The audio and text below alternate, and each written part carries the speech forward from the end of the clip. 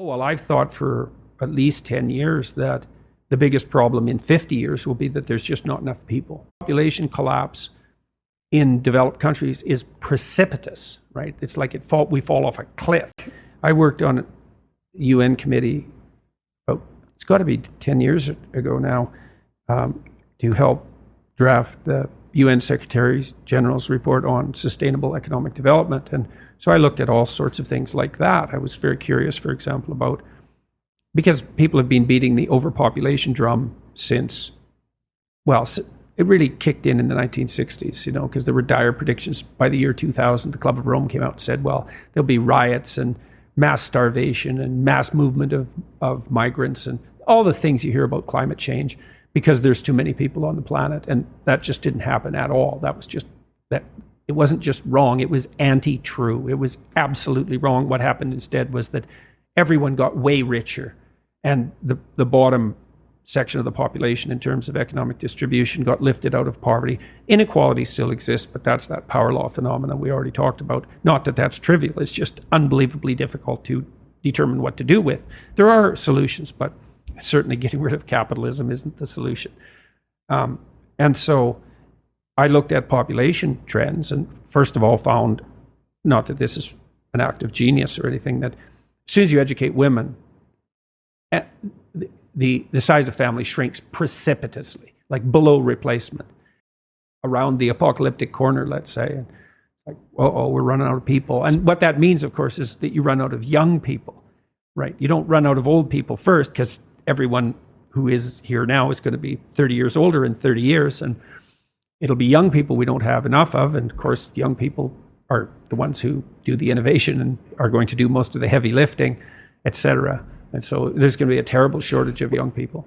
Well, and this idea that the planet has too many people on it, there's no sentiment more implicitly genocidal than that statement.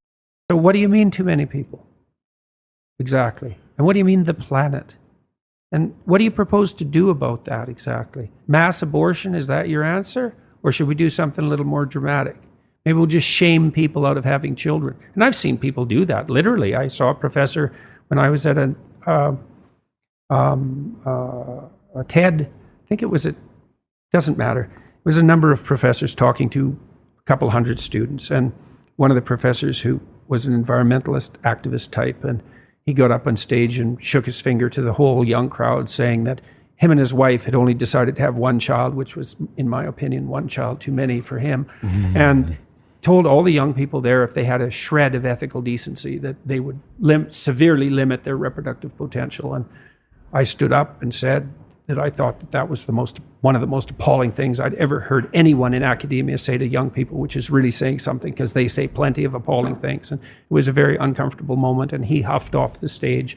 But, in a frenzy, talking about how you couldn't talk about such things without being pilloried on ethical grounds. And yeah, that's for sure. You come out as emissary of the academic establishment. You tell young people that humanity is so corrupt that they should seriously consider not propagating, because that violates the deepest of ethical norms, and you think that's a good thing and that that's your right. And it was just beyond comprehension. It's beyond comprehension, but it's associated with like a deeply rooted existential self-hatred. I mean hatred at the level of humanity is like a virus on the planet. Yeah, well, we're a cancer on the planet, unchecked growth, just like a cancer. It's like, that's us, a cancer. It's okay. We know where your heart is located. Because what's the implications for a doctrine like that? There's nothing you don't do to a cancer. So you're going to use a metaphor like that? There's too many people on the planet. You're going to use a metaphor like that? And then you're going to also decide that you're virtuous while you're using it because you're on the side of the planet, whatever the hell that means. So yeah, it's unbelievable, and a huge part of it's rooted in this existential shame and horror at the condition of being human, and the fact that life is rife with suffering, and a lot of it's unjustified. And it's a Mephistophelian position. So Mephistopheles was laid out, portrayed in Goethe's Faust. That's the story of a man who sold his soul to the devil for knowledge. It's a story of intellectual pride and Goethe stands in relationship to German literature in the same manner that Shakespeare stands in relationship to English literature. And Goethe's Mephistopheles says straight out twice in the play, once in the first, there's two books, and once in the first book and once in the second. Goethe has him restate it twice. Existence is such a foul thing because of all its suffering, essentially, that it would be better if it was merely annihilated. And that's the Mephistophelian stance. This whole show should just come to a halt. Look at how corrupt people are. Evil reigns everywhere. It's nothing but will to power.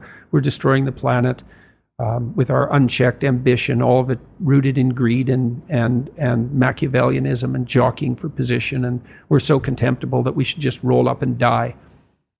And we should shame women into not having children. And we should shame men so they never manifest any planet-destroying ambition. And it's unbelievably appalling. It goes all the way down to the bottom of things. That's what's tearing our culture apart, this dispute about the nature of existence at the most fundamental level.